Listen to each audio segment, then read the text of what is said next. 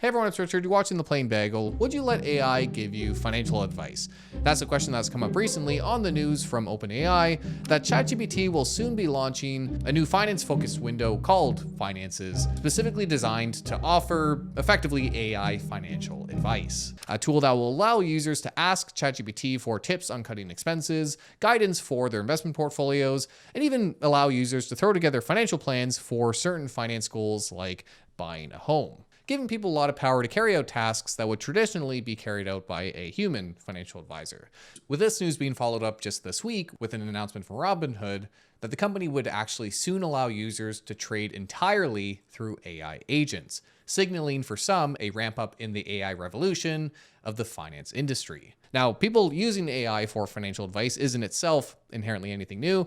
People have long been making a habit of asking platforms like ChatGPT for things like stock picks and the like, with Golick, co-author of a recent McKinsey report on AI and wealth management, highlighting that we're already seeing over a third of consumers across age groups using AI platforms to help with investment guidance, and OpenAI themselves highlighting that more than 200 million people come to ChatGPT every month for budgeting, questions about their investments, comparing different paths, planning for future goals, and more. There are also already a lot of finance-focused AI offerings out there that have built wrappers around platforms like ChatGPT. For example, Portfolio Pilot uses ChatGPT to offer, quote, complete financial advice for self-directed investors. But this is the first finance tool offered by OpenAI themselves. And what's different here is that it will actually allow users to connect their bank and investment accounts directly to ChatGPT so that the platform can offer tailored financial insights, with the announcement showing a number of examples for how ChatGPT can utilize your personal data to inform its financial responses. So as a registered financial advisor myself, I thought I'd go over the topic of AI advisors and whether people should use them, the pros and cons they present, and generally if they pose a real threat to advisors like myself. Now, naturally, I'm going to have a bit of bias here since I like my job and would like to keep it, but I actually think these tools might prove quite useful if people understand them within their context. So I'll try to present a number of different angles to the topic. But we'll start off with what we know so far about the ChatGPT finance offering. As highlighted by OpenAI themselves, this feature is currently being piloted to US Pro users, meaning individuals who are paying the $200 a month subscription. So it's unclear if it's planned to be a paid for feature or if it will be more widely accessible with more basic tiers of the subscription, but so far, it's only available at that $200 tier. And in their announcement, OpenAI includes all kinds of examples of how users could get financial advice from the offering, including asking for a review of your investment portfolio,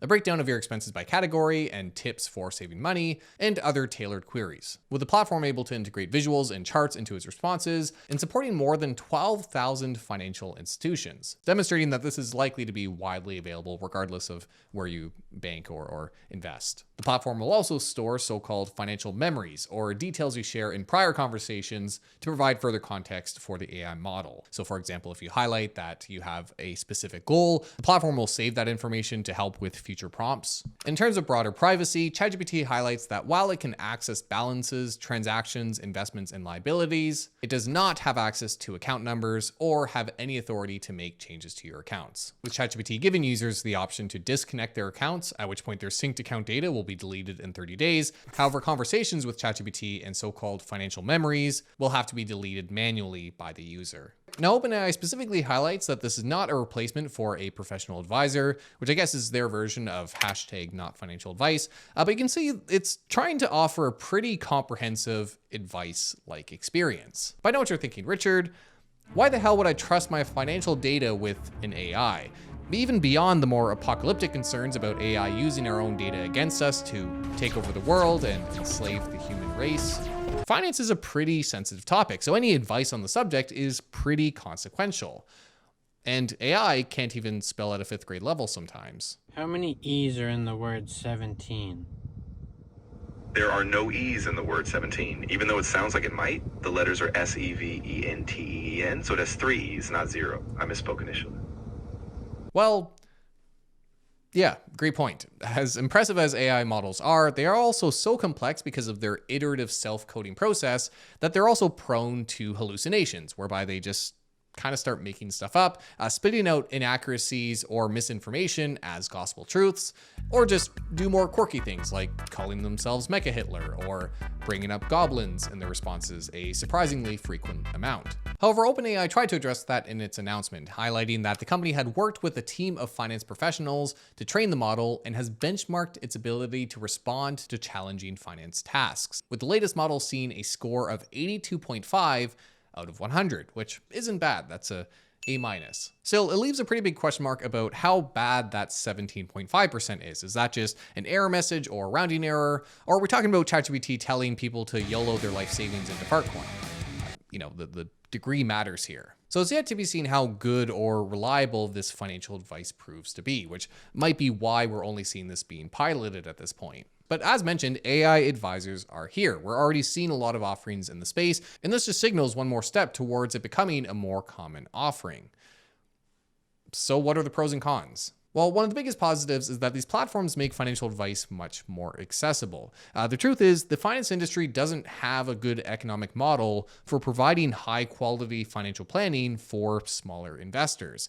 A standalone financial plan can cost thousands of dollars, and investment companies who offer highly qualified advisors as part of their investment services also tend to limit their offerings to households with a minimum account size, leaving most people to deal with higher fee, potentially lower qualified advisors from bank branches and the like. With AI advisors, however, people with any asset base can get a pretty in-depth review of their financial situation 24/7 on demand, which is a pretty big positive. Now, the feature currently only available under that $200 a month tier.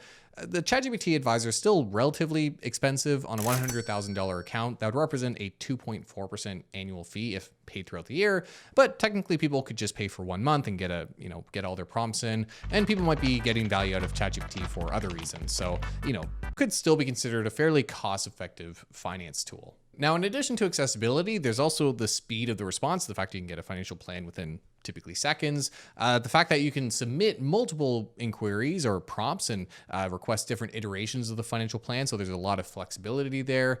And there's also a chance that people will actually be more honest with an AI advisor than with a human one. Finance, as you can imagine, is a pretty vulnerable and sensitive subject for some. So people might choose to withhold details from a human advisor because of the shame, guilt, or just embarrassment they feel discussing their financial habits.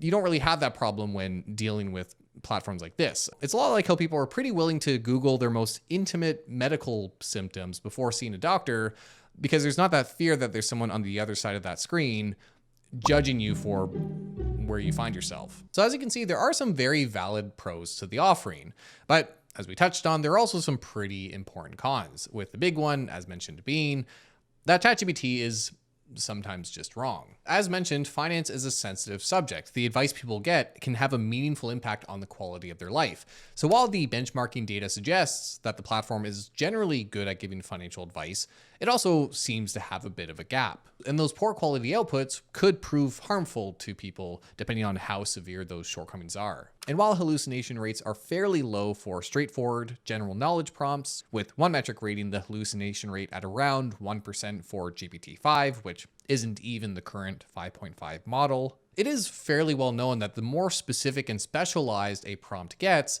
the more likely it is for hallucinations to occur, which could prove problematic when people are looking for in-depth professional financial plans. Another issue with AI advisors is that the output is only as good as the input provided by the users. Yes, with the ChatGPT finance offering, users will be able to link their financial accounts, which should help better inform these financial plans. But in terms of the prompts that users submit, the details that ChatGPT has to build these financial plans are limited to whatever you provide it. Now, maybe ChatGPT will lay out the details needed for these types of more extensive plans. If you prompt ChatGPT, for example, for a comprehensive plan, it will list out some information it requires. But there's a good chance that these lists miss some important details, like whether you're married with kids, your general health, things that might come up more naturally with conversations with an advisor, but that users might forget to include in their prompt when they aren't given that more structured input requirement. Another consideration here is that prompt structure matters. You could get different outputs from an AI advisor depending on how you frame your request. If, for example, I asked ChatGPT for the top 5 stocks to buy today to hold for 10 years, versus the top 5 stocks to buy for today's date, the list actually changes slightly, with one including Alphabet and the other including Amazon. Now, that's not a meaningful change, right? But neither is the difference between the two prompts. So hopefully you get my point. Someone who isn't familiar with how to ideally structure prompts could end up with a subpar output for a financial plan. There are also privacy and security considerations given how much sensitive information people would be sharing with an AI advisor and the vulnerability that presents to either be hacked or even abused by OpenAI themselves. And then there's the fairly important point that ChatGPT isn't a registered advisor. Now, I know for some that might just sound like gatekeeper talk, but there's an important reason why that matters. As you're probably aware, in the US and Canada, and most other developed countries for that matter, you have to be registered as an advisor to give financial advice. There are some exemptions for things like general advice, where someone can go online and generally talk about the stocks they like and what they think people should do with their money, so long as it isn't tailored to an individual's personal situation. But the moment you start giving paid one-on-one discussions or consultations involving someone's money and how they should manage it, you can find yourself in hot water. But all this is exactly what ChatGPT is doing. It's receiving a fee to give financial advice. And while the platform discloses that it's not a substitute for professional financial advice, that's not a magic barrier from all legal liability any more than a finfluencer putting hashtag not financial advice or a prediction market putting hashtag not gambling. Actually, apparently that one works, but you get my point. Now in the US, there apparently is a route to provide registered financial advice through AI platforms. Portfolio Pilot, for example, is an AI tool offered by Global Predictions Inc., which itself is registered as a registered investment advisor with the SEC. But OpenAI has not gone down that route. And even for Portfolio Pilot, the registration still required the CEO and Chief Compliance Officer to pass the required examinations. So the platform argues that the advice is entirely AI-based, the SEC is still interested in that human knowledge requirement for those involved. Now, the reason why this matters is that without registration, OpenAI isn't held to the same rules and requirements that registered financial advisors are, meaning that there's no fiduciary duty or duty of care, no requirement to ensure that financial plans are properly informed when they're presented to individuals, since there's none of the know your product or know your client requirements. Advisors have to demonstrate that they've done the research to understand the funds or securities they are putting clients into. And even things beyond that, like in terms of how to handle conflicts of interest. For example, ChatGPT announced a partnership with Intuit, the tax planning software, to integrate some of its tools into the ChatGPT Finance offering, effectively allowing individuals to access certain tangible tax tools and even professionals through the ChatGPT platform. Now, I have nothing against Intuit. That actually sounds like a good idea. But it is effectively a paid partnership or promotion, with Intuit actually paying ChatGPT for this right to integrate its tools. And this sort of advertising could prove a very lucrative revenue stream for OpenAI, since they have so much user data. People are basically telling the platform what they want, and they can then connect those people with advertisers who are willing to pay for access to that market.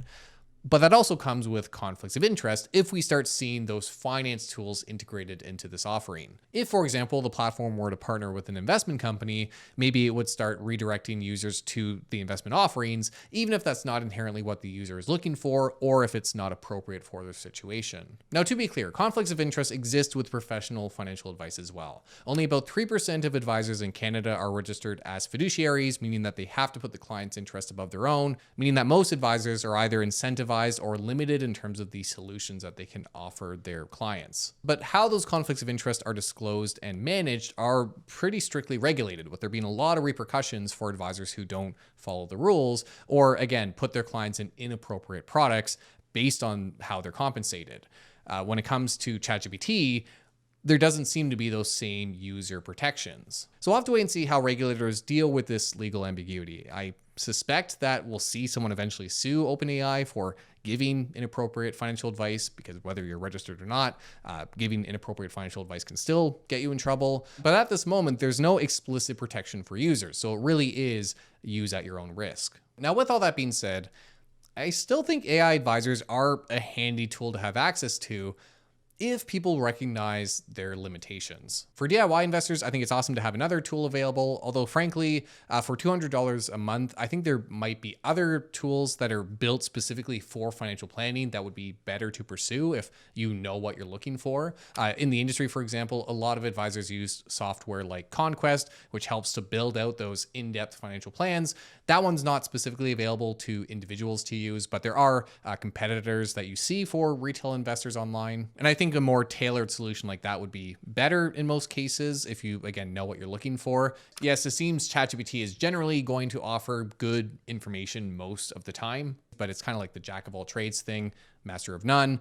Usually better to go with something that's been programmed with that expertise baked into it. And given the hallucination risk with LLMs, you're going to want to scrutinize any output from an AI advisor to verify the math and reasoning before actually implementing anything. Still, if you treat ChatGPT with the same skepticism as an anonymous Reddit post or a Google search regarding a medical concern, then great. I think the more tools we have for underserved investors, the better. But you really need to understand the limitations. For example, I really wouldn't recommend using AI advisors for things like stock picks, despite I guess having done so earlier. This was a really popular thing to do when AI first came out, people rushing to use the platforms to ask for stock picks and research on different companies and investment opportunities. And in fact, we have platforms like GPT Investor that claim to have outperformed the S&P 500 by relying on AI stock picks. But when you scrutinize the results, you see how unsophisticated it really is. A lot of AI platforms, for example, are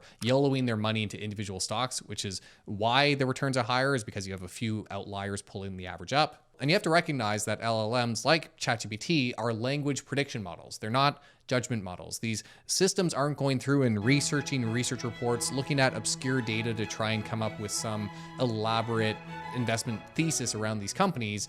It's effectively putting together a string of words that sounds like a good response to what you asked it based on what it was trained on. There's also the issue with stock picks specifically that if AI is sending the same 5 stocks to everyone who asks it where they should invest, that you'd essentially be buying into an inflated asset and the risk of that being abused, again, whether by OpenAI, by hackers, the issue of that being taken advantage of. Now, will AI advisors replace typical financial advisors? Well, I do think that as we get more DIY tools like AI, that it's allowing individuals to replace certain advisor functions. But in its current form, I don't really think it's a meaningful substitute for advisors as a whole. We saw a lot of the same conversations when robo-advisors were first released, with people thinking that it spelled the death of financial advisors because people could now, on a general DIY basis, get guided asset allocation for their investment portfolios. And certainly the DIY approach has been a growing trend given the ever-expanding toolkit available to individuals. But financial advisors have maintained their position in the finance ecosystem largely because those specific functions aren't necessarily why people are reaching out to advisors in the first place. With one poll by Vanguard finding that peace of mind remains the top reason people seek out advisors. In fact, some robo-advisors actually moved back to adding human advisors to their offerings to better meet client demand. AI doesn't offer a whole lot when it comes to the emotion management side of the business, which I think gets discounted a lot, but is important. The Dalbar studies, which have long argued that most individual investors underperform the general markets, often cite emotional factors as being the biggest drivers of this underperformance, rather than security selection or asset allocation. So while I do think that we're going to continue to see that DIY trend grow, and advisors are going to have to stay competitive with these heightened offerings, especially in the case where people might feel underserved by their advisor, I don't think at this stage, it really substitutes the more holistic advice that you can find in the industry, especially when you consider how long it's going to take for users to trust these platforms enough to rely on their advice without feeling the need to scrutinize or verify everything. Okay, I see what you mean now. Yes, there's only one E in 17. But then again, maybe that's just cope, since I'd be out of the job if that happens. So you can let me know in the comments what you think about AI advisors, if they're really a replacement for traditional advisors. Thanks for watching. I hope you found this video helpful. If you did, please do make sure to like, subscribe, all that good stuff. It does help the channel tremendously. If you'd like to hear me talk more about this exact topic, I recently filmed an episode over on the Dead on the Money podcast with my co-host Derek Deadman, another registered portfolio manager, on this exact thing. I did steal some of the data points, so there's a bit of overlap, but you can check it out if you'd like more content. Thanks again for watching, and as always, be safe out there.